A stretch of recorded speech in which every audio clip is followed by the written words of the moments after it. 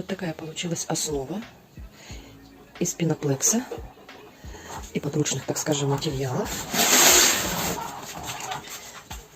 Дружище. Это основа для ваш-камина. Так, потом я обклеила камин самоклеющими панелями белого цвета. Вот сейчас он у меня лежит. Покрыла акриловой краской гнезда. Наклеила плинтус для красоты.